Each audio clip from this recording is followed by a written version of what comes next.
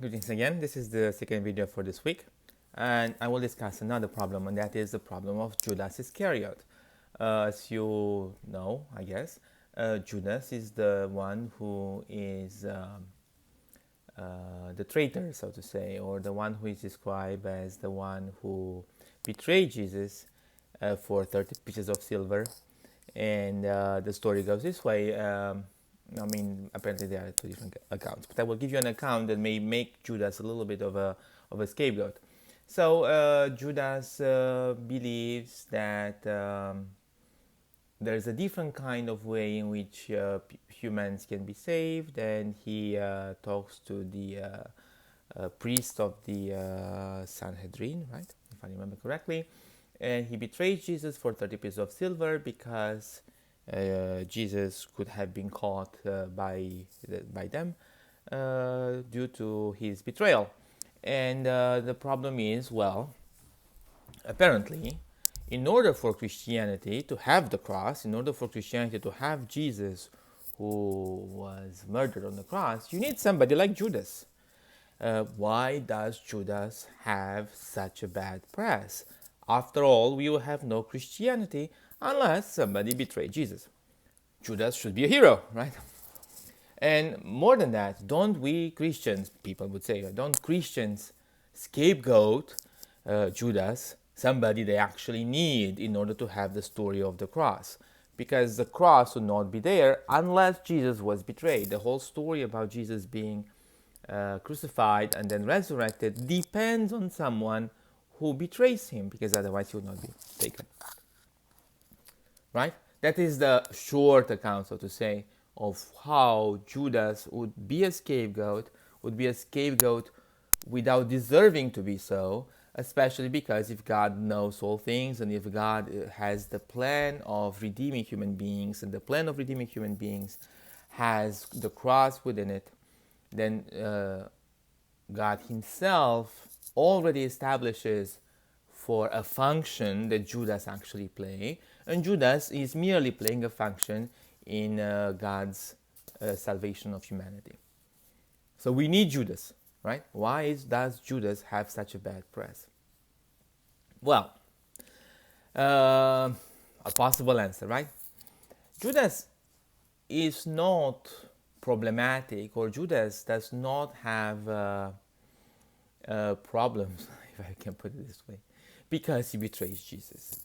In fact, he's not the only one in the history of Christianity, and he's not the only one that appears in the Bible itself as betraying Jesus. Peter himself betrayed Jesus, and we talked about that last week, and you saw how René Girard discusses the betrayal of Peter, or the denial of Peter, how Peter denies Jesus 3 times. And Peter, remember, is the main apostle, right?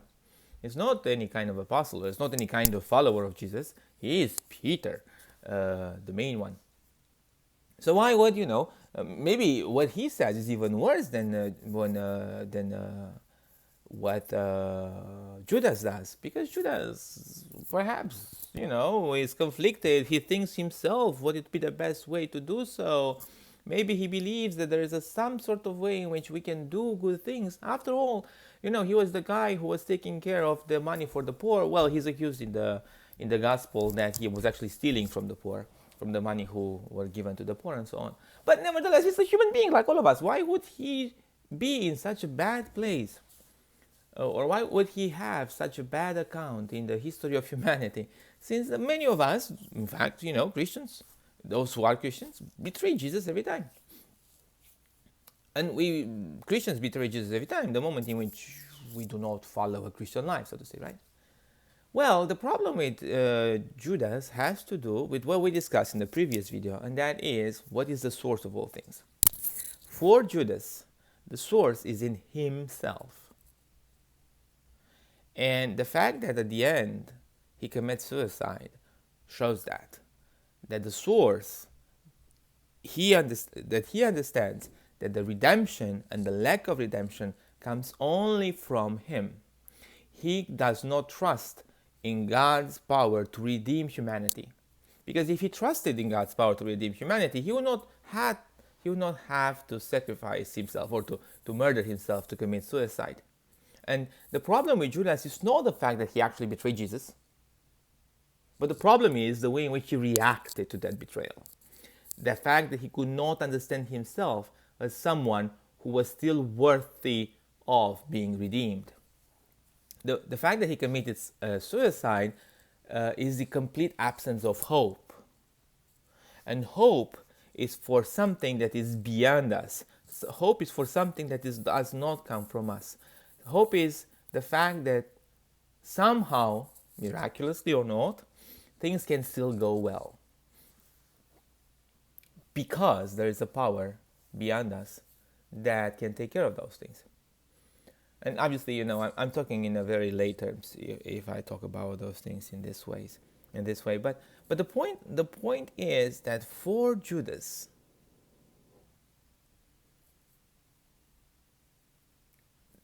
the sin, so to say, is not the betrayal. Well, that's also a sin. But the worst thing is not the betrayal. The worst thing is that after the betrayal, he does not believe that he can still be redeemed. Peter has betrayed Jesus. But Peter cries with tears, with hard tears, after the betrayal. That's the difference between Judas and Peter. Well, there are the other reasons as well. But the point is that Judas, in this account at least, is not a scapegoat. Although he seems to be a scapegoat in Christianity. Because the problem for him is not what he did, but the way in which he reacted to what he did. And the way in which he reacted to what he did showed his soul, and the fact that his soul depended only on himself. He was already alone prior to committing the betrayal. In fact, the betrayal itself had a source in his loneliness, so to say. And as we, I think, have discussed before, in Christianity, the first understanding of hell is actually that a place in which you are utterly alone, and a place in which you cannot experience love, even if love is offered to you. And it is a state of the heart, so to say.